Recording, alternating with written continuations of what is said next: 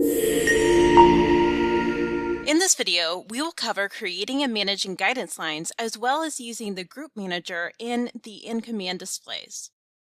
Knowing how to create and manage guidance lines in the display allows you to efficiently get started in the field and manage lines for future use. When you first load the Run screen on an InCommand display, you will be prompted with the new guidance pattern screen. If you have previously created a guidance line, that can be loaded by tapping the Load pattern in the bottom left. To create a new guidance line, you'll first select the pattern type. You can choose between 4 different pattern types. Straight, which allows you to mark an A point and then either enter a heading, base it on the current heading, or mark a B point. Smart Path, which is a pattern designed to give guidance from any previously driven paths. This is used in irregular shaped or terraced fields where not all passes run parallel to previous passes. It can be used to create straight AB lines within the Smart Path pattern and cycle between straight AB and Smart Path at any time.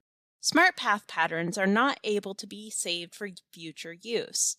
Identical Curve, which allows you to follow gentle contours in the field and is based on original curve driven. Pivot, which is used in fields with a center pivot and allows you to drive concentric circles around the center pivot. For this example, we'll tap on the straight pattern. On the right under Pattern Options, you can adjust the guidance width if you'd like it to be something different than your implement width. For example, if you wanted to intentionally overlap your tillage implement, you could set the guidance width a little narrower. If you're doing controlled traffic or use tram lines, those can be enabled by checking the Enable Tram Lines checkbox. If using Access Path, those can be enabled and configured by checking the Enable Access Paths checkbox. For this tutorial, we'll leave them both unchecked and tap the green check. Using straight lines, you can now create one by setting an A and B point, using the current heading, and manually entering a heading value. We'll tap to use the current heading button. This will set an A point at our current location and draw a line with our current heading of 90 degrees. By default, the guidance lines are automatically saved. Once a guidance line is created, there are some new options on our Guidance tab in the upper left. Reset will unload the guidance line and allow us to create or load a different guidance line. Using the AB or Smart Path toggle button, you can toggle between straight or curved lines and Smart Path. If there are multiple lines that an operator would like to use at the same time, for example, a line along the south fence and the west fence, we can create a pattern group to easily switch between the lines. To begin creating a group, tap the AB Manager. Here we have our line we just created and can see a preview on the right. Tap the line and we can rename it by tapping the keyboard.